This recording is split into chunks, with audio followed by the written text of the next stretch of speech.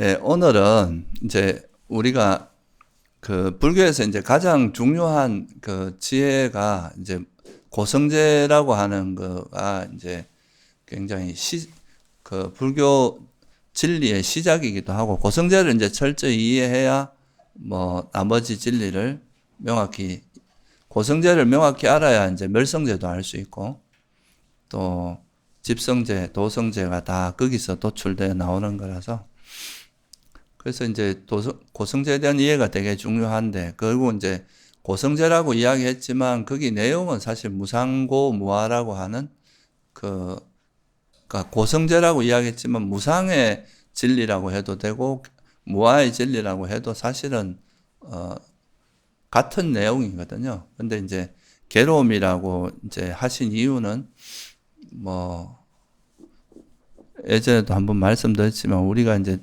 태어남이나 이 존재계 자체를 행복이라 생각하는 거하고 괴로움이라고 생각하는 게 워낙 차이가 크기 때문에, 그래서 이제 괴로움이란 말을 좀 부각했을 뿐이지, 사실은 무상고 무아가 같이 내포하고 있는 이제 진리라고 보시면 될 것 같아요.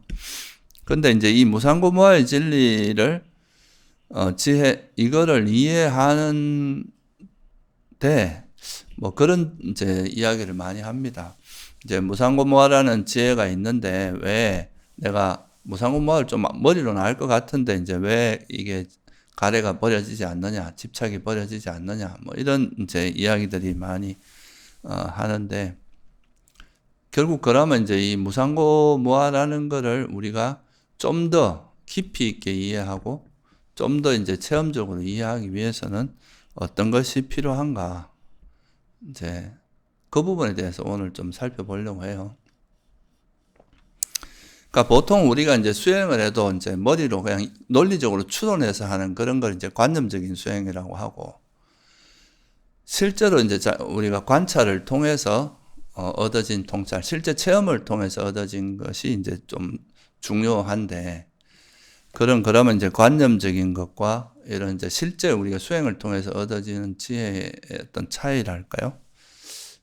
그래서 특히나 이제 이런 무상고무아의 지혜는 제일 이제 기본적으로 뭐하고 관계 있냐면 생멸이라고 하는, 그러니까 결국은 이제 일어나고 사라짐이라고 하는 그 지혜, 생멸의 지혜를 좀 이제 잘 이해하느냐 안 하느냐, 거기에 따라서, 얼마나 생멸의 지혜를 깊이 있게 이해하느냐에 따라서 이 생멸의 지혜가 생기면 사실 무상의 지혜, 뭐 괴로움의 지혜, 무아의 지혜가 저절로 생길 수밖에 없거든요.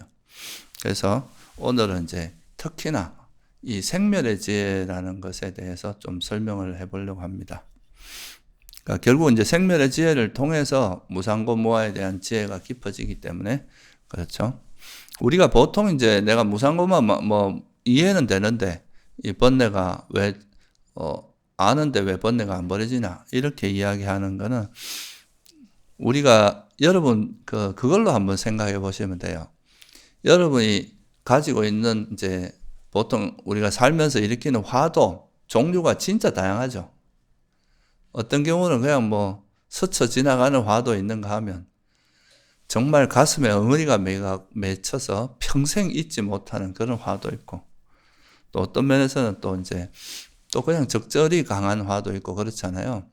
그러니까 화도 그런 스펙트럼이 굉장히 다양하잖아요. 그죠?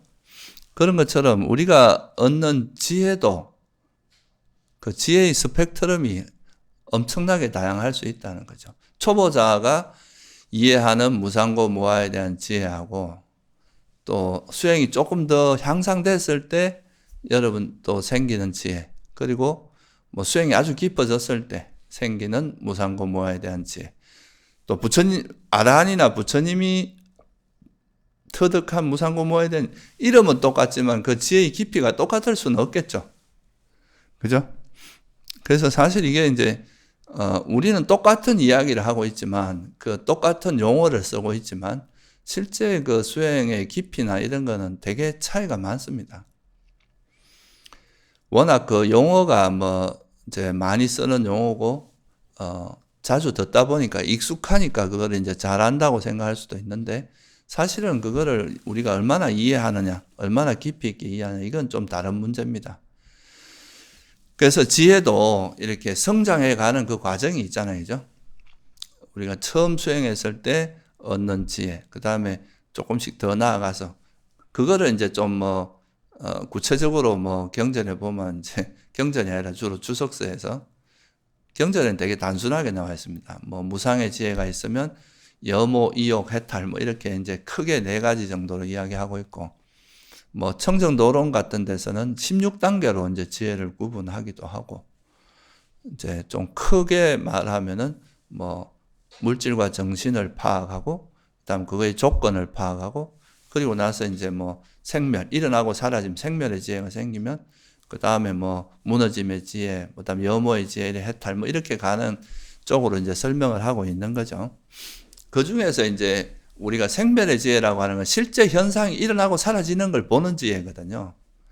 그러니까 관념적으로 이해하는 게 아니라 실제 우리가 수행 과정을 통해서 어떤 물질 현상이나 정신 현상들이 일어났다가 사라지고 일어났다가 사라지고 하는 걸 직접 관찰하면서 그 속에서 이제 직접 경험을 통해서 생기는 그런 지혜가 있어야 그게 소위 말해서 무상고무화에 대한 지혜가 실제로 이제 좀 깊어지는 그런 계기가 될 수 있다 이 말이에요. 그래서 사실 이제 내가 무상고무화 말은 이해하는데 그걸로 해서 내 번뇌가 잘 안 버려지더라. 이건 지혜가 약해서 그래요. 지혜의 힘이 약하고 지혜의 힘보다는 이 번뇌의 힘이 훨씬 강하기 때문에 여러분 그 나무가 있어요. 큰 나무가 있으면 거기에 맞는 큰 도끼나 큰 기계를 갖고 이게 잘라야 잘릴 거 아니에요. 그죠?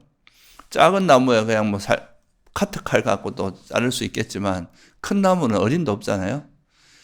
그런 것처럼 우리가 지혜가 강할수록 이제 번뇌를 쳐내기가 쉬운데 이제 지혜가 약하면은 이제 그 번뇌 오랫동안 묵은 번뇌를 버리려고 하면 굉장히 많이 노력을 해야 돼요. 자르고 하다 보면 지혜의 힘이 커지고 지혜의 칼도 점점 강해지다 보면 나중에는 싹둑 잘라낼 수 있는 그런 이제 힘이 생기는 거죠.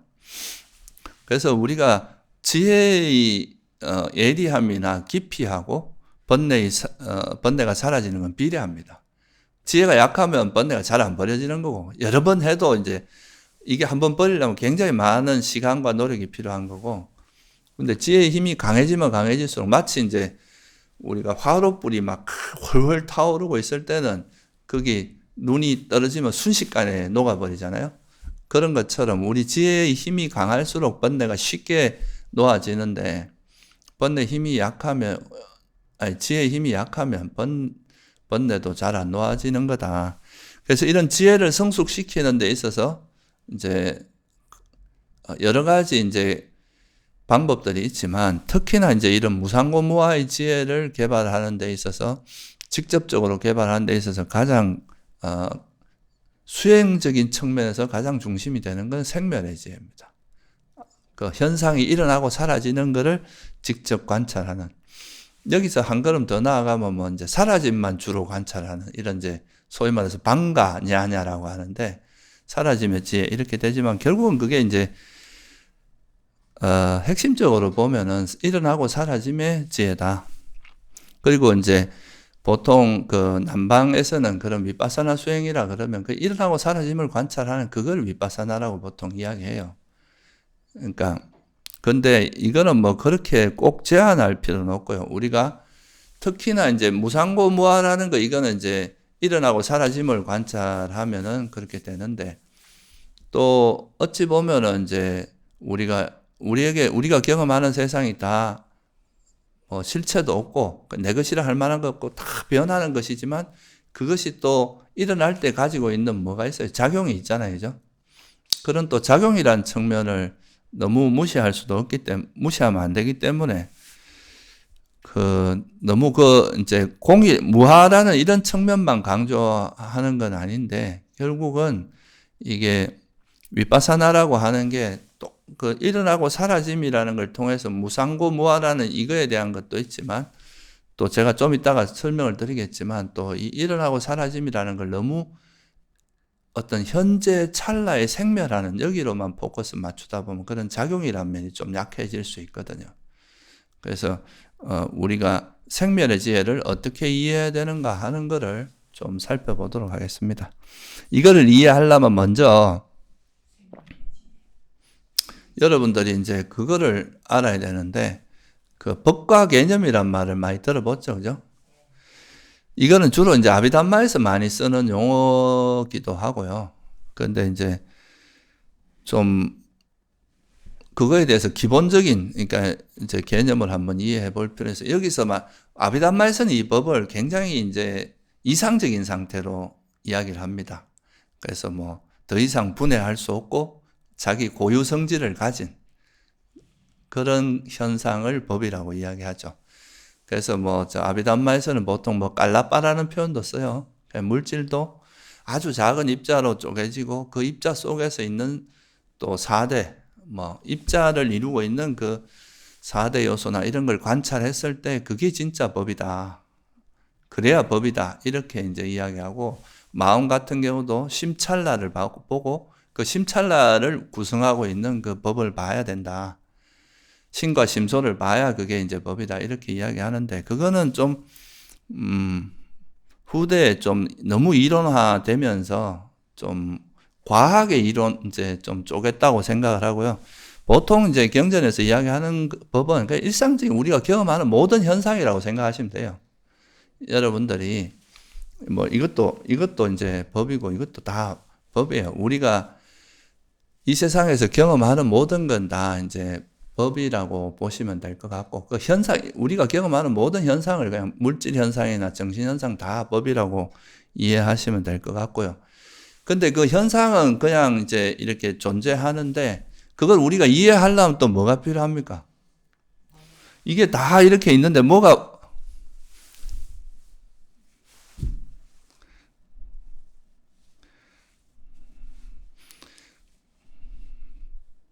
이거하고 이게 이렇게 다른데 이걸 구분하려면 뭐 설명도 복잡하니까 여기다 우리가 뭐를 갖다 붙이면 좀 이해하기가 쉬워. 태그를 붙이는 거죠. 이거는 뭐고 이건 뭐고 이렇게 태그를 딱딱 붙여 놓으면 이해하기가 되게 쉽잖아요. 그죠? 특히 이제 고등동물일수록 언어를 이게 이제 우리 인간이 동물보다 훨씬 뛰어난 게 언어를 쓸 수 있다는 것도 있거든요. 그러니까 여기다 이건 컵, 이건 뭐 종, 이건 뭐 태블릿 이렇게 이름을 붙여 놓으면 이제 우리가 쉽게 그 대상을 분별할 수 있고 차이를 구분할 수 있잖아요. 그죠? 그런 관점에서 어떤 현상에 대해서 이름을 붙이는 거, 이걸 우리가 개념이라고 합니다. 그러니까 거기에 붙여진 명칭. 그걸 이제 빨리어는 빤야띠라고 하는데 이 뜻이 그럼 알게 하는 것이라는 뜻이에요. 그러니까 뭔가 이름을 붙이면 이게 뭐라고 우리가 이제 알게 하는 이런 뜻이고 법이라는 건 보통 단마라고 이야기하는데 단마는 이제 그것이 뭔가를 지니다 이런 뜻이 있어요. 동사가 보면. 근데 그 현상이 뭔가 일어났을 때 어떤 역할을 하고 이제 사라지잖아요. 그런 이제 그것이 가지고 있는 그런 성질 같은 거를 뭐 언유한다고 볼 수 있겠죠. 그래서 우리가 어떤 현상은 이 세상에 있는 현상을 뭐 그냥 이름을 붙이든 안 붙이든 이 현상이 있을 거 아니에요. 그죠? 근데 거기에 대해서 우리가 적당하게 이름을 붙임으로써 우리가 그 현상을 이해하기도 좋고 좀 더 현상을 파악하기 좋기 때문에 그 편의상 그런 명칭을 붙이게 되는데 그게 특히나 부처님은 당신이 깨달은 바를 아무리 우리가 뭐 타심통으로 서로가 뭐 마음이 다 전달되면 굳이 뭐 설명할 필요가 없을 거 아니에요. 그죠? 근데 그게 아니라 잘 모르니까 당신이 깨달은 걸 뭔가 이름을 붙여서 언어화해서 이거를 타인에게 이제 다른 사람들한테 전달해주면 다른 사람은 그 언어를 통해서 그 현상의 진리를 볼 수 있을 거 아니에요. 그죠? 그래서 그런 목적으로 이제 그러니까 부처님께서 어떤 언어를 붙일 때 용어를 쓸 때는 기준이 괴로움과 괴로움의 소멸이라는 그러니까 어떻게 하면 괴로움을 소멸하는데 유용할 것인가 이런 거에서 용어를 붙이게 되는데 그래서 그 현상과 그 현상이 가지고 있는 어떤 실상의 관점 그거의 괴로움과 괴로움의 소멸의 관점에서 적당히 분류를 한 거. 이걸 우리가 이것도 역시 법이라고 합니다. 그러니까 두 가지 용어가 똑같은 용어를 쓰는데 하나는 현상 자체를 의미할 때 소문자로 법이라고 하고요. 그 현상에 붙여진 이름을 쓸 때는 뭐라고 하느냐면 대문자로 써요. 이걸 우리가 보통은 뭐라고 하냐면 부처님의 가르침, 그래서 붓다 사사나라고 이야기합니다. 부처님의 가르침이다. 그래서 예를 들면 이런 거죠. 이 종은, 이걸 우리가 종이라는 그 명칭은 뭐예요? 개념이잖아요. 그죠? 이걸 부처님께서 이걸 종이라고 하는 거는 사실 세속적인 명칭이고, 부처님께서는 이런 형체가 있고, 이런 것들은 뭐라고 한마디로 하면 물질이라 그랬잖아요. 물질이라는 거는 괴로움과 이제 부처님께서 진리를 보게 하는 그 관점에서 붙인 이름인데, 이것은 물질이고, 물질이라고 이름을 붙이는 순간 이것은 변형되는 특징을 가진 어떤 현상이라는 그 의미가 내포되어 있잖아요. 그죠? 그래서 이 부처님께서 어떤 용어를 쓸 때는 그 현상을 그냥 현상 자체의 모습도 있지만 이 현상이 가지고 있는 정말 이렇게 본질, 실상 이런 거를 드러내는 용어를 쓰는 거죠. 여러분들이 탐욕이라고 하면 무슨 용어가 됩니까? 실제로 우리가 어떤 대상에 막 끄달리고 이렇게 탁 금어지려고 하는 이 마음 상태가 탐욕인데, 이런 탐욕은 계속 일어나고 사라지고 할 거 아니에요. 그죠? 그렇지만 이걸 뭔가 이해하기 위해서 뭐라고 이름을 붙여야 될 거 아니에요. 그러니까 부처님께서 이렇게 뭔가 대상을 집착하는 형태로 나타나는 마음 상태는 뭐라고 이름을 붙였어요? 탐욕, 가래, 이런 집착, 취착, 이런 이름 붙였잖아요. 그러니까 그거를 듣는 순간에, 이런 형태의 마음은 대상에 집착을 하는 뭔가 특성을 가지고 있는 그런 마음 상태구나 하고 우리가 쉽게 이해할 수 있을 거 아니에요. 그죠? 이런 걸 우리가 법이라고 한다는 거예요. 그러니까 부처님의 가르침으로서의 법. 이거는 개념이죠. 언어적 개념을 가지고 있는 건데. 그래서 사실 이게 이제 그 불교적 그 수행의 관점에서 본다면 현상 그 자체와 또 우리가 수행하는 관점에서 이 현상에 붙여진 이름이 사실 이 현상 그 자체는 있고 또 이거의 이름도 있지만 이 두 가지가 이렇게 서로가 의지하고 있어요. 그러니까 이 현상이 없으면 또 이름이라는 게 공허해버리잖아요. 의미가 없잖아요. 그죠? 근데 그 이름을 통해서 그 법을, 현상도 볼 수 있고, 우리가 탐욕이라 그러면 그 탐욕이 가리키는 현상이 있을 거 아니에요. 그죠? 그리고 그 탐욕이란 말 속에서 그 현상이 가지고 있는 실상이 뭐라는 걸 알 수 있어요. 대상에 집착하는 특성이 있는 어떤 형태의 마음이구나. 이거를 우리가 그 용어 속에서 벌써 짐작이 가능하잖아요. 그죠? 그래서 이 부처님께서는 이제 당신이 깨달은 진리를 통해서 이런 현상을 볼 때 이거를 그냥 이제 종이라고 보는 건 세속적인 이제 관점에서 용어인데 진리의 관점에서는 이게 바로 변형되는 특징, 이런 형체에 있는 것들은 다 변형되는 물질이구나. 이렇게 이름을 붙이고 또 정신현상, 우리가 이제 이런 형체는 없지만 뭔가 계속 어떤 대상에 대해서 작용하고 이런 것들은 정신현상이고 그 중에서 대상이 집착하는 것은 뭐라고 봐야 돼요? 탐욕이고 싫어하는 것은 성냄이고 이렇게 이름을 붙여줌으로써 내가 실제 일어나는 마음 상태는 계속 변하는 건데 이 변화하고 있고 일어나고 사라지는 이 마음의 실상, 본질이 뭐라는 걸 우리가 파악할 수 있겠죠. 그죠? 그렇죠? 그러니까 그런 목적에서 이제 개념을 사용합니다.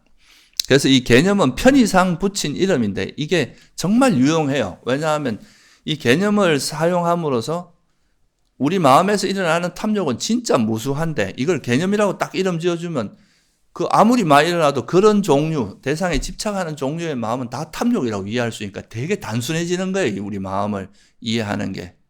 그죠? 단지 그냥 탐욕인데 이게 어떤 대상으로 일어난 탐욕인지, 이 탐욕이 어느 정도의 강도를 갖고 있는지, 이런 거는 이제 우리가 경험적으로 이해하면 되는 거고. 그래서 이게 이제 굉장히 유용한데 또 하나 단점은 뭐냐 하면, 이 개념이 한번 만들어지고 나면 그거를 실체화하기 되게 쉬워요. 고정관념이 돼가지고, 그냥 편의상 이게 내가 이제 오온인데 내가 이걸 그냥 나라고 이름을 붙였어요. 그게 바로 아상이잖아요. 그죠? 나라는 인식이 생겼어. 근데 그렇게 생기고 나면 그냥 이건 편의상 붙인 건데 나중에 되면 실제로 나가 있다고 생각하는 거예요. 그게 이제, 아주 뭐랄까, 우리가 개념을 쓰는 거에서 굉장히 주의해야 될 그런 점인데요. 근데 이제 이 개념이라고 하는 것이 이 개념 자체로만 놀아나기 때문에 이게 관념화돼 가지고 이걸 논리적으로 추론하다 보면 실제 현상과 관계없는 내용들도 막 만들어지거든요. 근데 우리가 이제 지금 제가 이걸 뭐 이론 설명을 하려고 하는 게 아니라 실제로 이제 수행의 관점에서 접근하려면은 어떻게 해야 된다는 겁니까, 이게?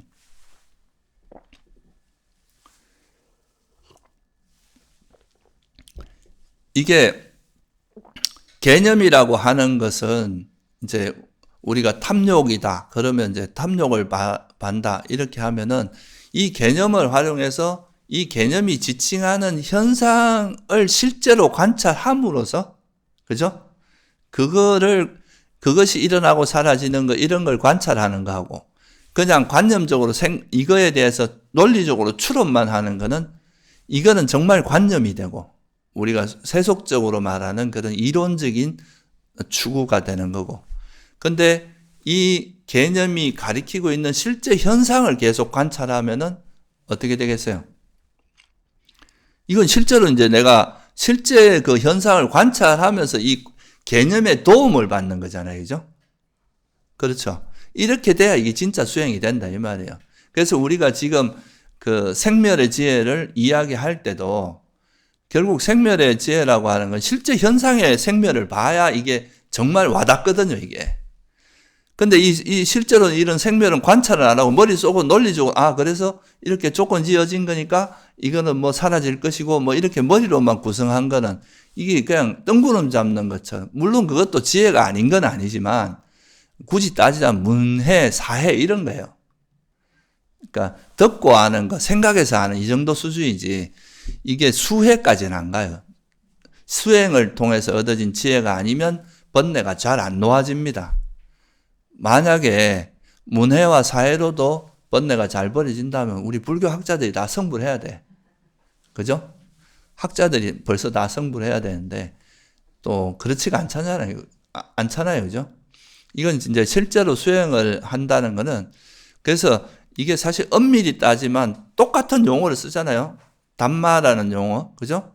하나는 그냥 소문자, 뭐 대문자 이렇게 이야기하는데, 예를 들어서 탐욕이다 이러면 이 탐욕이라는 용어가 지칭하는 현상이 있을 거 아니에요, 그죠? 그 현상을 관찰하면서 탐욕이라 하는 거하고, 이 현상을 관찰하지 않고 그냥 탐욕을 논리적으로 추론만 하는 거는 이제 안 된다. 이걸 두 개가 같이, 그러니까 생각했을 때 이제 진짜 수행으로서 의미가 있다는 거예요. 그리고 이 현상만 보고 이 현상 자체의 실상을 파악하지 못하면 또 지혜가 안 생기거든요. 그러니까 그 현상과 그 현상을 보고 난 다음에 그거의 실상을 파악하는, 이게 같이 갈 수밖에 없어요. 그래서 이 법이라는 것이 이게 있으면 이게 법이고 이거의 실상을 드러내는 것도 법이에요. 그죠? 이건 이제 개념으로서의 법이죠. 하나는 이제 현상 그 자체고. 그렇지만 이 두 가지가 따로 분리되어 버리면, 이런 개념, 그러니까 부처님의 가르침이 없으면 이 현상을 이해하는 게 자기식으로 이해하게 되고 엉뚱하게 이해할 수도 있게 돼요. 그렇지만 또 개념을 통해서 이걸 현상을 보는 거하고, 근데 이 법이 있으면은 이제 부처님의 가르침인 이거를 이해하면은 이 현상을 좀 더 깊이 있게 이해하게 되고, 더 진리에, 이렇게 이해가는 과정에서 진리를 이제 깊이 알 수 있는 그런 게 되겠죠. 그죠? 그래서 이거를 뭐 굳이 이야기하자면, 현상을 보지 않고 개념에 빠지는 게 이제 관념적이고, 실제 이제 우리가 부처님의 가르침은 단순히 논리적인 추론을 갖고 하는 게 아니라 이 법을 통해서 현상을 관찰함으로써 그것의 이제 실상을 관찰하면, 예를 들면 이런 거예요. 제가 이제 어떤 사람이 있어요. 그 사람은 어떠한 성격이 있다더라. 이래갖고 그 이야기를 듣고 그것만 가지고 계속 추론하면 이 사람은 뭐 어떤 뭐 좀 완고한 사람 이렇게만 파악을 해버리고 나면 사실 이 사람에 대해서 되게 부분적인 걸 가지고 계속 구성을 해 나가는 건데, 근데 이 현상을 계속 보다 보면 우리가 탐욕이라고 하는 것도 탐욕이라는 용어를 가지고 실제 나한테 일어나는 탐욕을 다양하게 관찰하다 보면 용어는 탐욕이라는 용어지만 이 속에 굉장히 다양한 현상에 대한 이해가 동반될 거 아니에요, 그죠? 그러니까 이 탐욕이라는 용어가 훨씬 더 풍부하게 되고 더 깊어지는 거죠. 그러니까 똑같은 용어를 안다고 해서 그 깊이가 똑같은 건 아니에요. 그래서 그리고 또 무상이다. 사실 무상이라는 용어도 사실은 그 우리가 경험하는 현상 자체가 영원하지 않다는 걸 그냥 편의상 표현하는 용어잖아요, 그죠? 그러니까 실제로 무상하다는 것은 우리가 경험하고 있는 모든 현상이 계속 일어났다가 사라지고 일어났다고 사라진다는 거를, 그러니까 영원하지 않다는 거를 편의상 표현하는 용어인 거죠, 그죠? 그렇죠? 근데 이 현상은 없이 무상 이렇게 이야기하면 이건 관념적인 이야기가 되는 거예요. 실제 현상을 관찰하면서 그게 무상하다 하는 거하고 다르겠죠. 그래서 제가 지금 이제 이 이야기를 하는 이유가 법과 개념, 그러니까 이제 실제 현상과 그것에 붙여진 이름을 이제 좀 둘레가 사실은 이제 불교에서는 그 법으로서 따질 때는 현상과 그 현상을 지칭하는 부처님의 가르침이 사실은 결합이 돼 있긴 하지만 두 가지를 구태여 구분하자면 그 개념 자체만 빠지는 것은 그냥 관념이 되고, 또 현상만 너무 법 없이 현상만 하다 보면 그게 정말 자기식으로 그러니까 바른 견해가 잘 안 생깁니다. 그래서 이 두 가지가 항상 같이 가야 되고, 그래서 우리나라 이제 건강경 같은 데도 이게 용어가 한번 정해지면 그걸 실체화하는 경향이 되게 많기 때문에 이거를 막기 위해서 뭐 반야바라밀은 반야바라밀이 아니라 이름이 반야바라밀이다. 뭐 이렇게 자꾸 이 반야바라밀을 하면 반야바라밀이라 하는 그 반야라는 그런 뭔가가 실제로 있는 것처럼 생각하는데 실제로는 우리가 어떤 현상을 통찰할 때 그 순간에 지혜가 일어나잖아요. 그죠? 그리고 또 이게 또 그 지혜는 그때는 일어나고 사라지고 다음에 일어날 땐 더 깊은 지혜로 일어날 수도 있지만 이게 영원한 건 아니다 이거죠. 그죠? 근데 반야바람이라는 뭔가 실체가 있어서 그게 항상 뭔가 작용하는 것처럼 이렇게 생각할 수 있다 이거예요. 이게 잘못하면은 개념에 빠지다 보면. 그래서 이제 우리가 실제로 생멸을 관찰한다고 할 때는 뭐를 관찰하는 거겠어요? 법을 관찰하는 거겠어요? 개념을 관찰하는 거예요? 머리로 추론하는 게 아니라 실제 일어나는 그 현상, 우리가 경험하는 현상, 그게 일어나고 사라지고 하는 그거를 많이 관찰해 할수록 이 생멸의 지혜가 깊어진다 이거야. 그러니까 결국은 이제 우리가 머리로 추론하는 게 아니라 실제 현상이 변하는 걸 관찰하는데, 근데 이게 그냥 우리가 과거에 일어난 거, 미래에 일어날 것들 이런 것도 중요하지만 결국 우리가 이제 가장 왜곡됨이 없고 실제로 우리가 경험하는 그 법이라는 것 중에서 현재 지금 일어나는 게 가장 중요하겠죠. 그죠? 이게 어떻게 보면 실제예요. 과거도 그 순간에 일어난 그걸 우리가 기억으로 아는 것 뿐이잖아요. 그죠? 그러니까 결국 우리가 진짜 경험하는 건 현재 이 순간이란 말이죠.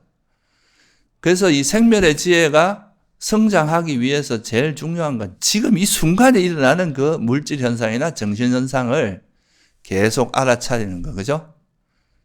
이걸 알아차리면 현재 일어난 현상은 특히 정신 현상은 일어나자마자 사라지고 일어나자마자 사라지는 걸 스스로 보게 되거든요. 왜냐하면 일어난 생각이 금방 사라지는 걸 우리가 관찰할 수밖에 없어요. 계속 보다 보면. 그러니까 이제 물질 정신은 사라진다고, 또 물질적인 현상도 예를 들면 내 몸에서 어떤 통증이 일어났다가 조금 지나면 사라지고, 또 마음도 뭐 어떤 몸에서 아픈 거, 건강 상태가 좀 얼굴도 막 새하얗다가 또 나중에 보니까 정상으로 돌아오고, 이런 변화를 계속 관찰할 수 있잖아요. 그죠? 그런 게 실제 우리가 경험하는 현상에서 이제 뭔가 무상을 변화를 관찰하는, 일어나고 사라짐을 관찰하는, 이게 이제 아주 중요한 그런 거다. 무슨 말씀인지 이해되시죠? 그러니까 이게 개념이라는 것에 이제 개념을 관념적으로 이해하는 것만 가지고는 수행이 깊어지지 않아요. 항상 우리가 탐욕을 관찰했다 이 말은 내 마음에서 일어나는 실제 그 탐욕이라는 마음 상태를 관찰하고 그거에 대해서 우리가 뭐 반조를 하거나 이렇게 하는 건 의미가 있지만 그런 거 없이 탐욕은 대상에 집착하는 거래 이러고 이제 관찰은 없이 그 논리적으로 추론하는 이런 거는 이제 수행에는 크게 도움되지 않고 지혜의 발전에서 크게 깊어질 수는 없다 하는 그거를 좀 먼저 이해하고 시작하면 좋을 것 같고요. 그리고 이제 이 생멸 이 말은 이제 쉽게 말하면 일어나고 사라짐이라고 이야기하죠. 그래서 이거를 대념청에도 보면 그 이제 뭐 몸에서 몸을, 느낌에서 느낌, 마음에서 마음, 법에서 법을 관찰하는 머문다 이렇게 하고 나서 뒤에 나오는 정연구가 뭐냐면 안으로 관찰하고 밖으로 몸에서 몸, 안팎으로 관찰하고 그 다음 뭐가 나옵니까? 일어나는 우다야 담마, 일어나는 성질을 관찰하고 와야, 그러니까 사라지는 성질, 그 다음에 일어나고 사라짐을 관찰한다 이렇게 나오거든요. 그죠? 그러니까 일어남과 어떤 현상이 그러니까 우리가 살아가는 세상에 있는 모든 현상은 다 조건 발생이라고 그랬잖아요. 그죠? 조건에서 일어난다 그랬습니다. 그러면 어떤 현상이 일어나서 이제 현상이 탁 나타난 상태가 있고 이게 어느 정도 머물다 보면 이게 언젠가는 어떻게 됩니까? 사라지잖아요. 여러분도 지금 한 50년 뒤에 이제 남아있을 사람 별로 없어요. 다 사라지게 돼. 그러니까 이제 이 몸은 죽게 돼 있어요. 그러니까 형성된 것은 언젠가는 사라지게 돼 있는데 그래서 그렇게 이제 일어나고 사라짐이 있는데 일어나고 사라짐을 우리 마음 같은 경우는 일어나는 순간에 그냥 즉시 사라져 버립니다. 워낙 빠르게 움직이기 때문에. 그래서 이걸 뭐 굳이 이야기하면 요즘 우리 그 보통 불교에서 많이 이야기하는 찰나생멸이라고. 그러니까 이건 워낙 빠른 시간에 사라지니까 찰나생멸이라고 하죠. 근데 물질도 사실은 뭐 세포 분열이나 이런 것까지 치면 계속 뭐 진짜 빠른 시간에 사라지지만 겉으로 보기에는 사실 우리 몸도 금방 이래 사라지는 것처럼 보이진 않잖아요. 그렇지만 이제 매일 뭐 얼굴의 변화나 몸의 변화나 몸 상태의 변화가 있는 것은 확실하게 느낄 수 있죠. 그죠? 그래서 그것도 어떻게 보면 이제 우리 몸이 처음에 일어날 때하고 사라질 때하고 달라지는데 그래서 아비담마에서는 이제 물질도 좀 생멸이라고 보고 싶은 거죠. 그러니까 정신도 찰나 생멸하는 것처럼. 그래서 물질도 실제로는 뭐 우리가 지금 보통 사람들이 다 관찰할 수는 없지만 뭐 세포 분열이나 이런 것까지 치면은 매 순간 변하는 것들이 있잖아요. 그죠? 그거를 이제 작은 입자들, 깔라빠라고 하는 입자가 있고 이게 매 순간순간 생멸한다. 이런 식의 이제 좀 그 두 가지 이 찰나 생멸이라는 거를 좀 강조하기 위해서 좀 그렇게 했다고 보는데, 근데 사실 이제 물질은 그렇게까지 우리가 정신현상은 분명히 우리가 경험할 수 있잖아요. 일어났다가 사라지고 하는 것들을. 근데 사실 물질적인 현상을 뭐 그렇게 생멸을 보고 이렇게까지 보통 부처님께서도 경전에 보면 그런 식의 정도까지는 이야기는 안 나오거든요.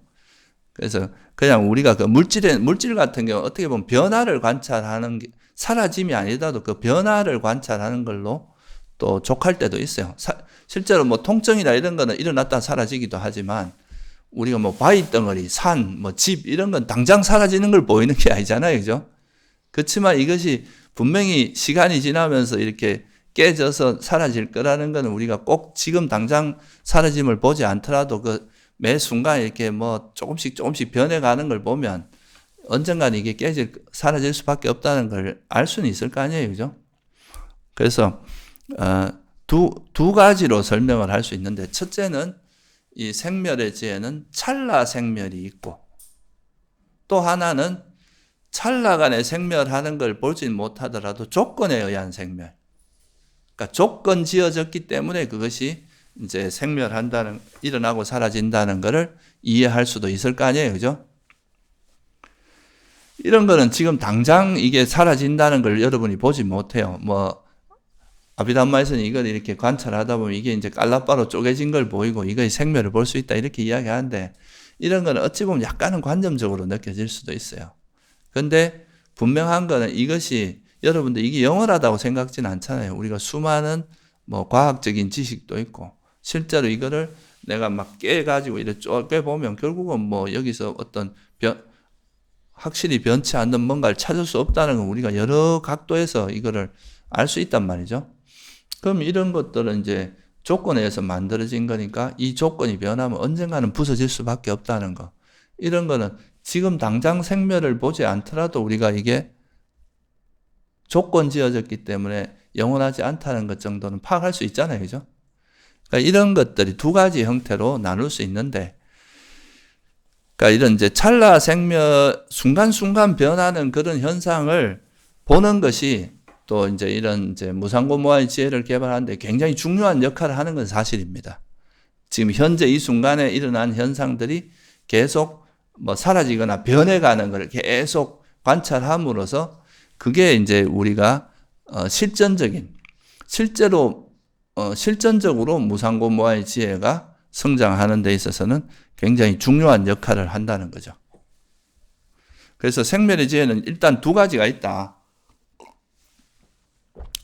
그거를 먼저 한번 살펴보겠습니다.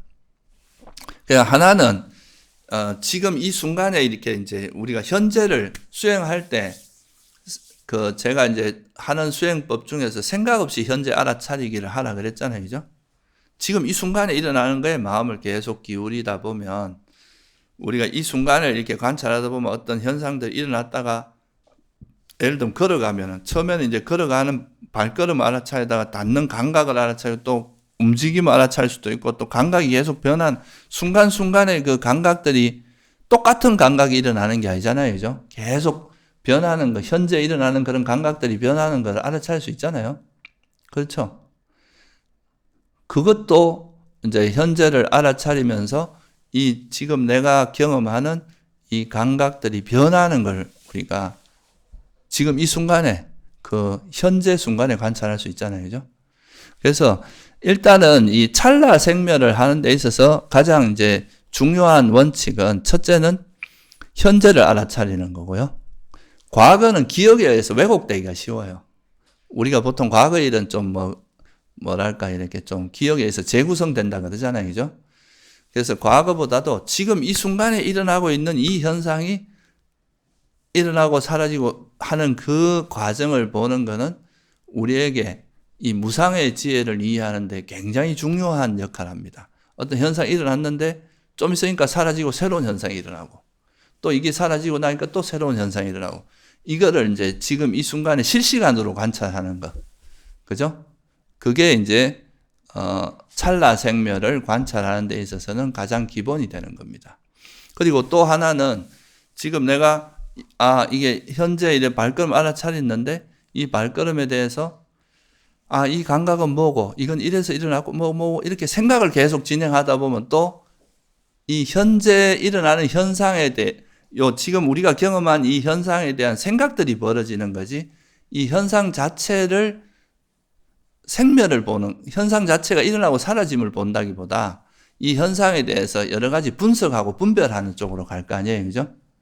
그러니까 이런 거는 우리가 어찌 보면 이제 그 무상의 지혜를 개발한다기보다 이 현상에 대한 그 작용에 대한 이해를 하는 데는 도움이 되지만 이게 여기에 생각이 개입되게 되면 이 현상을 있는 그대로 보는 데는 좀 방해가 되거든요. 아무래도 생각이 있으면 그건 번뇌 오염되기가 쉽거든요. 그래서 현재를 알아차리되 여기에 대해서 이 현재를 분석하거나 이걸 분별하려고 하는 생각은 최소한 멈추고 그러니까 현재 이 일어나는 그 현상에 우리가 마음을 기울이면 이게 뭔가 감각이 어떤 현상이 일어났다가 또 사라지고 또 새로운 현상이 일어나고 사라지고 하는 것을 우리가 감각적으로 파악할 수 있게 돼요. 그런 게 어찌 보면 무상을 이해하는 데 굉장히 도움이 되겠죠. 그죠?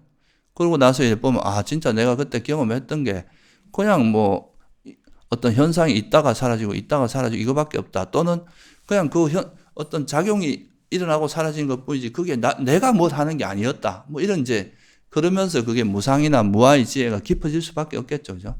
실제 그 현상을 관찰하면서 얻어진 통찰은 되게 그게 우리 뇌리에 딱 박혀버립니다. 잘 안 잊어버리게 되죠. 근데 이제 그냥 머리로만 이해하면 아 그런가 보다 이래 생각하지 그게 이제 정말로 아 그렇구나라고 이해가 잘 안 될 수 있거든요. 그래서 첫째는 현재 일어나는 지금 이 순간에 일어나는 거에 좀 포커스를 맞춰야 된다는 거. 그죠? 그리고 현재 일어나는 걸 하되 그 현재 일어나는 그 현상 자체를 주로 관찰하는 쪽으로 가지 이 현상에 대해서 분별하고 생각하고 이런 건 최대한 멈춰야 된다 이거예요. 그래서 그거를 이제 한마디로 말하면 이제 생각 없이 현재 알아차리라 이렇게 표현하는 겁니다. 그래야 우리가 현재 일어나는 우리가 지금 이 순간에 경험하는 모든 건 다 어디 범주에 포함되겠어요? 물질 아니면 정신, 그죠? 물질적인 현상이 일어나거나 아니면 정신적인 현상이 일어나는 거죠. 근데 물질은 보세요. 제가 이거는 현재입니까? 아닙니까? 지금 이 순간에 있는 거잖아요. 그죠? 있는 걸 내가 눈으로 보고 아는 거잖아요. 만져서 알 수도 있고. 이런 건 분명히 이 감각, 이런 건 다 현재란 말이죠. 그러니까 우리 이 감각과 마음은 동시에 같이 현재로 있을 수 있죠. 그죠? 그래서 이제 보통, 현재를 알아차린다 할 때 물질은 당연히 현재를 알아차리기가 쉬워요. 근데 마음이라고 하는 거는 잘 보면은 마음은 어떤 작용이 일어나고 난 다음에 작용이 일어날 땐 그 작용을 하니까 이거 뭔지를 잘 모르는 거예요. 이게 작용하는 그거에 빠져 있는데 이 내를 볼 수 없잖아요. 이게 이 작용이 끝나고 나면 그 다음 마음으로 이 마음 상태를 알면은 이걸 그냥 현재라고 말할 수 있는 겁니다. 그러니까 실제로는 바로 직전에 이미 사라진 과거예요. 그죠?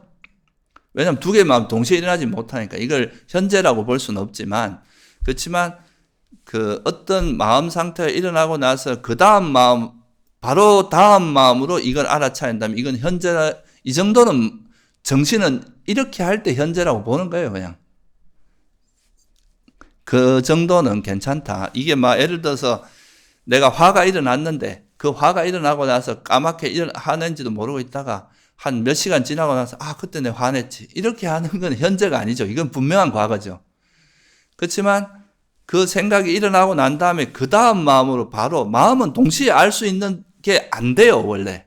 그러니까 이게 사라지고 난 다음에 그 다음 마음을 아는 건 우리가 이 정도는 현재라고 말할 수 있는 거죠. 그죠? 그래서 정신현상은 현재라고 하는 개념이 약간 틀립니다. 그러니까 그렇지만 이것도 워낙 마음이 빨리 움직이니까 바로 다음 마음으로 아는 것만 해도 현재라고 해도 무방하겠죠. 그죠? 거의 동시라고 볼 수 있으니까. 그래서 이런 이제 현재 이 순간에 일어나는 그 마음을 보면 그 물질도 그렇고 물질도 내가 이제 이렇게 보는 거 또 있다가 또 들리면 또 들리는 대로 갔다가 현재 이게 또 감각으로 갔다가 이게 그 대상 자체가 계속 순간순간 변하는 걸 우리가 알 수 있잖아요. 그죠? 그러다가 또 어떤 생각이 일어나면 이 생각이 일어났다가 또 좀 있으면 사라져요. 그러면 이것이 정신현상도 일어났다가 또 사라지는 걸 금방 우리가 캐치할 수 있고 그러면서 이제 이 현재 일어나는 생각에 대해서 현재 일어나는 마음 상태나 물질적인 현상을 이걸 분석하고 이러지 않고 그냥 일어났다 사라지는 그대로 관찰하는 이거를 하다 보면은 모든 물질 현상이나 정신 현상은 계속 사라지는구나. 일어났다가 사라지는구나. 일어나고 사라진다는 그죠? 그거를 파악할 수 있게 되고 무상을 그게 뭡니까? 일어나고 사라진다는 그게 무상이거든요. 영원하지 않다는 거잖아요. 이런 식으로 이제 관찰하는 거를 우리가 뭐라고 한다는 거예요? 이게 바로 찰나생멸. 그러니까 순간순간 우리가 현재 일어나는 그 현상을 계속 관찰해 보면 이제 내가 예를 들어서 마음이 여기 있는데 이 마음을 가지고 여기서 물질 현상이나 정신 현상이 현재 계속 변하는 걸 관찰하다 보면 이 현상들이 하나가 고정되어 있는 게 아니라 계속 이게 일어났다가 사라지면서 또 새로운 게 나타나고 이게 사라지면 또 새로운 게 나타나고 이렇게 계속 변화된다는 것을 파악하는 그 과정에서 우리가 뭐가 생긴다는 거예요? 이게 바로 생멸의, 이게 진짜 실전적인 지혜거든요. 특히 이제 미얀마 이런 데서는 이 지혜를 굉장히 강조합니다. 이렇게 보는 거, 순간에 현재의 찰나를 보는 거, 이게 진짜 비파사나 지혜고, 이거를 해야 진짜 지혜가 생긴다. 이렇게 강조를 해요. 근데 이제 여기 이 찰나에 일어나고 사라지는 이거를 관찰하는 건 모든 현상이 다 변한다는 걸 관찰하는 거에는 굉장히 효과적인데, 이것만 가지고는 어찌 보면은 이 현상의 작용을 이해하는 데는 좀 부족할 수 있거든요. 그러니까 어떤 작용이 어떤 현상이 이 현상이 왜 일어나고 어떤 과정에서 일어나고 이런 거는 조금 약할 수도 있잖아요. 그죠? 그렇잖아요. 그냥 탐욕이 일어나고 사라지고 이것만 보는 거하고 이 탐욕이 어떤 조건에서 일어나고 이런 걸 보는 건 조금 다른 관점이잖아요. 그죠? 특히 마음 현상은 현재 일어나는 거 이것만 갖고는 현재 일어나는 게 이제 물론 과거에 영향을 주지만 현재 일어나는 것뿐만 아니라 현재 일어나게 만드는 과거의 우리 역사나 업이 있단 말이죠. 과거부터 해온 습관들, 이런 잠재 성향들이 있는데 이런 거를 좀 파악하기 위해서는 또 찰나 생멸만 갖고는 조금 부족한 건 있어요. 그래서 이제 말씀하는 게 조건 생멸이라고 하는 것도 병행될 수밖에 없다고 저는 보는 거죠. 그래서 일단은 찰나 생멸은 그렇습니다. 그래서 여러분들이 호흡 수행할 때도 예를 들면 호흡 수행을 할 때 호흡이 들어가고 나가는 거 알아차리는데 호흡도 사실 숨이라는 게 이름을 그냥 숨이라고 하지 실제로는 이거는 우리가 그냥 단순하게 그냥 숨이라고 봐서 그렇지 이것도 계속 똑같은 공기가 왔다 갔다 하는 건 아닐 거 아니에요. 그죠? 그런 것도 있을 거고 또 이래 호흡 수행을 하다 보면 몸에서 일어나는 감각들이 있을 거 아니에요. 그죠? 뭐 가렵기도 하고 아프기도 하고 이런 것도 알아차리고 놓고 다시 돌아오고 하면 이 현재 일어나는 이 현상도 나중에 이래 돌아보면 이게 변하고 있었던 거잖아요. 이 변하는 걸 다시 일로 돌아오고 또 그러다 보면 또 생각도 일어났다가 사라지고 이걸 계속 놓고 이제 돌아오고 있지만 실제로는 이런 관찰을 통해서 나중에 돌아보면 이게 전부 다 변한다는 걸 우리가 볼 수 있습니다. 뭔가 고정된 모습이 아니라 계속 변하고 있다는 거 이런 걸 볼 수 있고 여기서는 내라고 할 만한 게 없어요. 그냥 계속 변하는 모습들이 이어지는 거지, 여기 고정된 변치 않는 그런 건 있을 수 없잖아요. 그죠? 그런 거를 통해서 이런 현재를 계속 관찰하다 보면 그런 무상고 무아에 대한 지혜가 좀 더 많이 생길 수 있겠죠. 그죠? 좀 더 실전적으로 생길 수 있겠죠. 그죠? 그 이제 보통 위파사나 이제 삼매를 닦지 않고 위파사나 위주로만 할 때는 그냥 계속 이 생멸을 이 변화를 관찰하는 쪽으로만 하는데 이건 사실 우리가 이 현재를 계속 관찰하다 보면 우리에게 일어나는 현상들이 계속 뭔가 왔다 가고 이게 그리고 우리가 이제 호흡 수행을 할 때도 어떤 생각이 일어날 때 이 생각은 어차피 사라지기 때문에 일어난 것은 사라진다는 걸 알면 여기에 관여하지 않고 내버려두면 사라지잖아요. 그죠? 이런 이제 무상을 알면 이걸 굳이 내가 버리려고 애쓸 필요가 없는 거죠.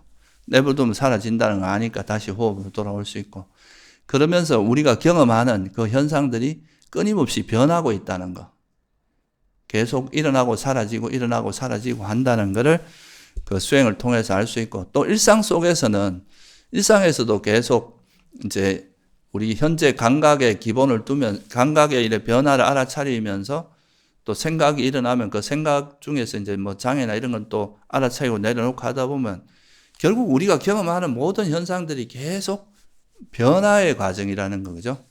뭔가 어떤 현상이 나타났다가 조금 이제 그 조건이 다하면 또 사라지고 나타났다가 사라지고 이게 계속 이어진다는 거. 이게 바로 일어남과 사라짐이라고 하는 거고 그것이 일어났다 사라지고 하는 그게 바로 뭐예요? 그게 바로 생멸의 지혜다 이거예요.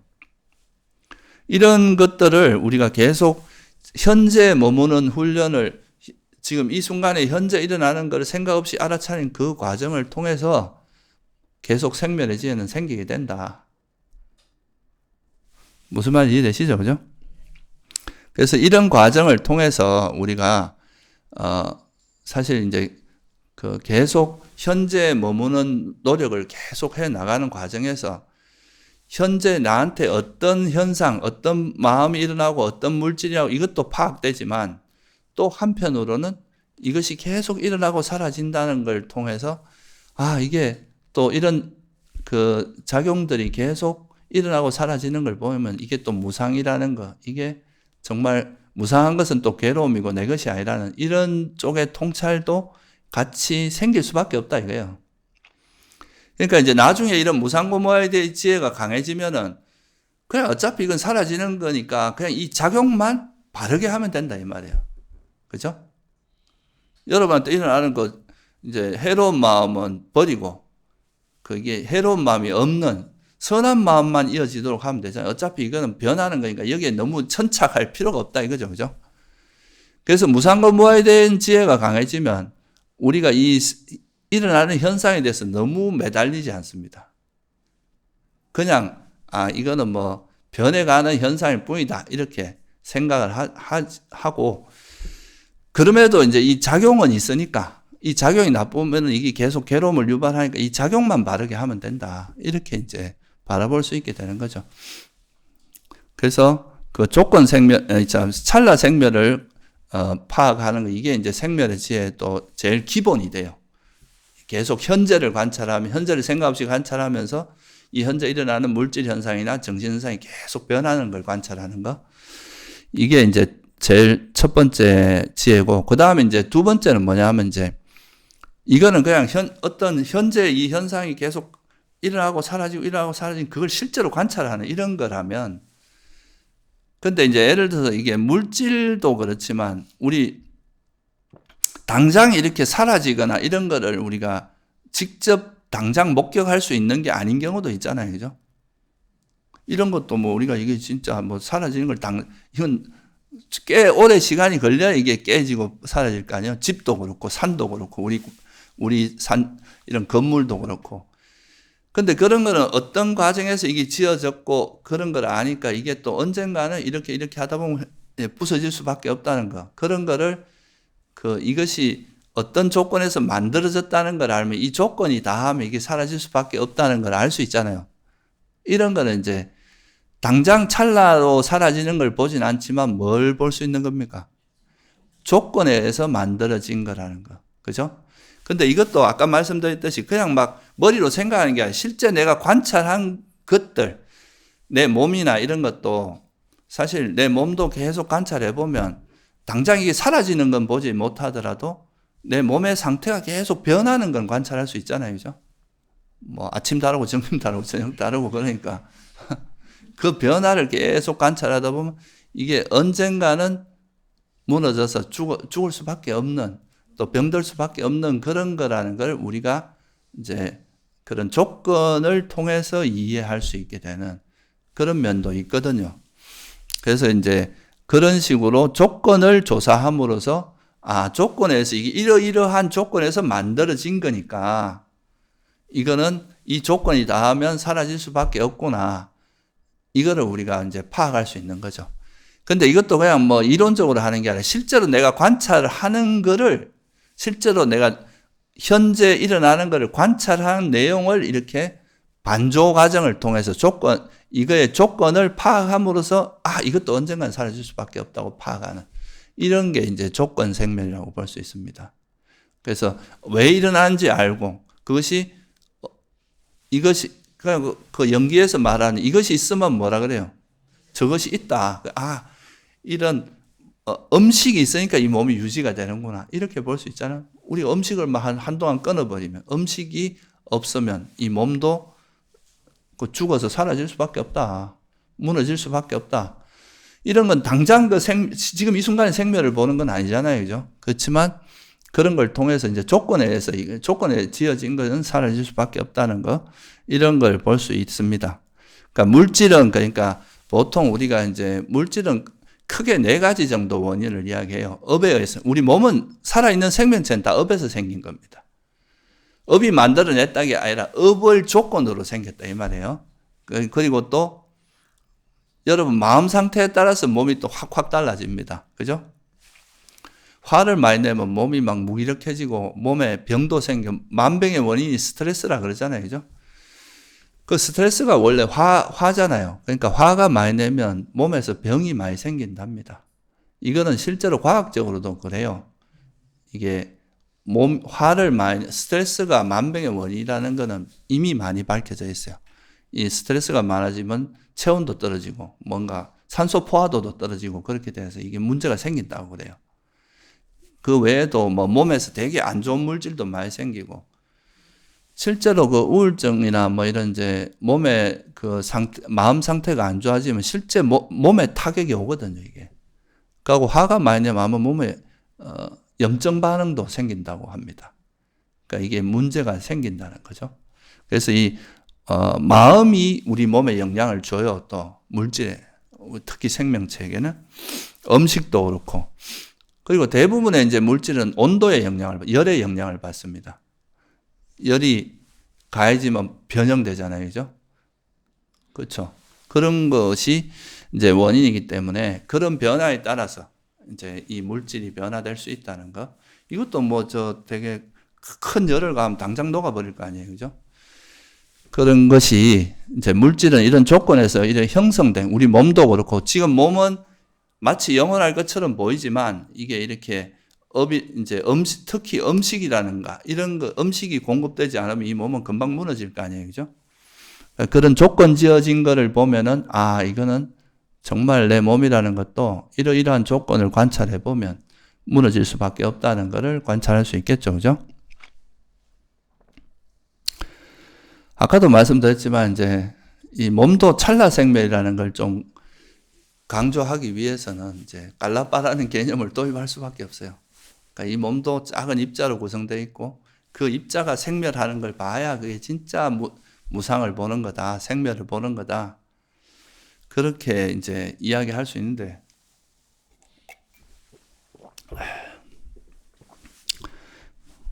근데 그거는 조금은 오히려 그렇게 직접 그 진짜 몸이 쪼개지는 걸 본다 이런 건 사실 요즘 말하면은 뭐 양자 세계를 보는 거나 비슷한 건데 그 좀 어찌 보면 잘못하면 오히려 더 관념적이 될 수 있어요. 실제 우리가 그런 거를 그 정도 작은 입자로 보지 않아도 우리 몸이 계속 변하는 건 여러분들 다 관찰할 수 있잖아요, 그죠? 그것도 실제로 변하는 걸 관찰할 수 있잖아요. 그런 게 오히려 더 수행적으로 보면 실질적인 겁니다.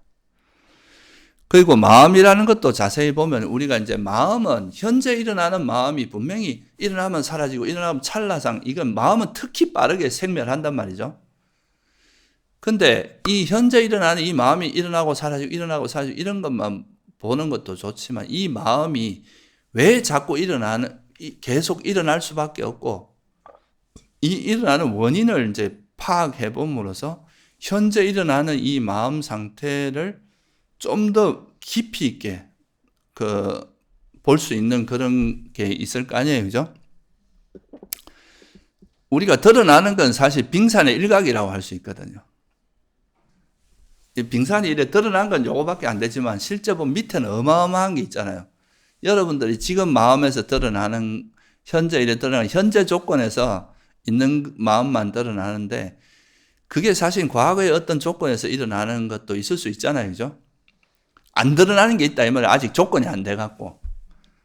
그래서 우리가 보통 현재 드러난 이 마음 상태를 가지고 이걸 이렇게 거꾸로 이게 왜 일어난지를 봄으로써 현재 나한테서 이런 뭔가 계속 이런 문제가 반복되는 게 과거 오랜 세월 동안 쌓여진 그 업이라고 하는, 그죠? 우리의 어떤 그 마음의 성향, 잠재 성향 이런 걸 통해서 일어나는 것도 많거든요. 뭐 예를 들면 뭐 어린 시절에 부모와의 관계가 우리 삶을 굉장히 많은 영향을 미칠 수 있고 어린 시절에 무슨 트라우마 같은 게 있는 게 현재에 영향을 줄 수도 있고 이런 이제 과거에 우리가 살아왔던 역사, 눈에 보이지 않는 그런 것들이 현재에 이제 미치는 게 많은데 그래서 현재 이 생멸도 보지만 이것이 어떤 조건에서 특히 이제 정신은 접촉에 의해서 일어나니까 대상을 부딪힐 때 일어났다 일어나고 사라지고 하는데 이 접촉이란 조건만 있는 게 아니라 이게 현재 일어나는 선한 마음이냐 불선한 마음은 또 어떤 조건이 있냐 하면 이게 지혜롭게 마음을 기울였느냐 어리석게 마음을 기울였느냐 그건 결국 뭐냐 하면 이전에 내 마음이 선했느냐 불선이냐.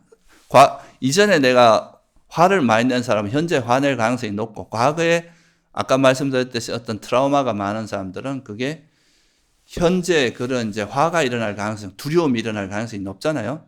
그러면 이걸 통해서 내 마음속에 현재 잘 드러나지 않았던 번뇌를 현재로 끄집어 올 수가 있거든요. 그럼으로써 우리가 더 마음에 있는 그런 번뇌들을 좀 더 끄집어낼 수 있는 그게 있어요. 이게 왜 중요하냐 하면, 사실 우리가 현재를 막 관찰하다 보면 내가 이게 정말 무상고무와의 지혜가 되게 강해졌다고 이렇게 생각할 수도 있지만, 근데 또 어떤 상황이 되면 또 금방 또 번뇌가 일어난단 말이죠. 이거는 뭐냐 하면, 아직까지 지혜가 그렇게, 강력하지가 않아서 빈틈이, 어떤 상황이 되면 또 그걸 망각한다는 뜻이에요. 망각하니까 번뇌가 일어날 거 아니에요. 그죠? 그러면 그 대상이 왜 그런 게 반복되는지, 현재 일어나는 이런 번뇌의 그 원인을 파악해서, 조건을 파악해서 이거를 정확히 여기에 숨어있는 어리석음을 봐버리면 현재에 다시 그런 걸 망각하지 않게 하는 큰 힘으로 작용합니다. 그렇죠. 그죠? 그러니까 사실 우리는 번뇌를 통해서 어느 대상에 대해서 내가 잘 망각하는지를 파악할 수 있잖아요. 그렇죠? 번뇌가, 만약에 내가 아무런 무상고무의 지혜가 완성됐다면 번뇌가 일어날 수 없을 거 아니에요. 일어났다는 것은 망각됐다는 뜻이거든요. 그래서 그 망각됐을 때 그 대상이 뭔지, 이게 어떤 조건에서 일어나는지 이런 걸 파악해 보면 이 지혜가 좀 더 강력히 성장하는데 굉장히 큰 도움이 되겠죠. 이건 사실 되게 고급 수행입니다. 이렇게 하는 건. 그러니까 이제 겉으로 드러난 것만 보는 건 좀 피상적인 거고, 이 현재 드러난 걸 통해서 저 뒤에 숨어 있는 우리 잠재 성향을 현재로 끄집어내는 과정이라서, 그래서 이런 것도 조건에 의해서 이 조건을 파악하면 이 조건에서 일어난다는 걸 알 수 있잖아요, 현재가. 그럼 이 조건이 사라지면 이것도 사라지겠구나. 이런 것도 알 수 있을 거 아니에요, 그죠? 이런 거를 조건 생멸이라고 합니다. 특히나 이제 이런 마음 관찰에 있어서는 현재 일어나는 이것이 과거의 어리석음, 어떤 어리석음 때문에 일어났고 어떤 이제 제가 여러분한테 반조할 때 알려드린 그런 거라든가 과거의 마음에서 어떤 조건에서 이런 걸 관찰함으로써 이 생멸의 지혜가 훨씬 더 강렬하게 개발될 수 있다. 좀 더 깊이 있게.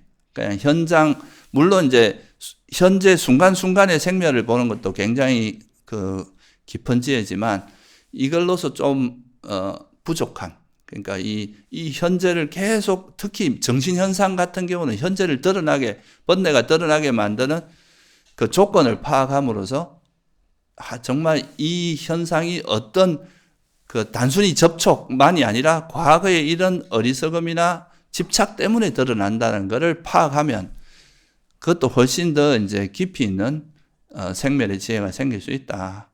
그래서 우리가 이제 생멸의 지혜는 지금 이 순간순간 일어나는 찰나 생멸과 그 다음에 이제 이 현재 일어나는 걸 조건을 깊이 통찰함으로써 이 조건을 이해함으로써 일어나는 조건 생멸.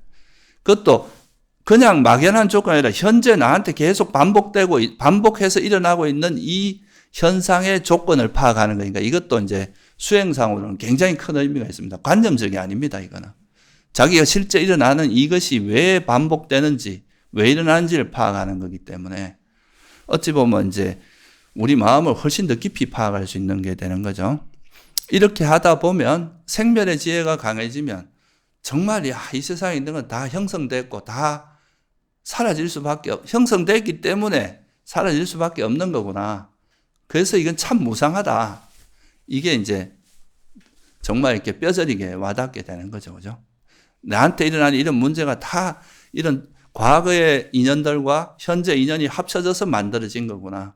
다 이게 형성된 거구나. 이런 걸 이해하면 이제 그런 순간순간의 변화, 찰나 생멸, 그리고 조건의 변화 이런 걸 이제 중심은 찰나 생멸이 좀 중심이 되는 건 맞습니다. 순간순간의 생멸이 중심이 되고 이제 그러다가 좀 조건 생멸까지 같이 이해하게 되면 그게 이제 무상의 지혜가 강해지고 이 무상의 지혜가 강해지면 나중에 정말 이 세상의 모든 건 사라지는구나. 이거를 이해하게 되고, 사라진다는 게 무상의 극치잖아요. 그죠?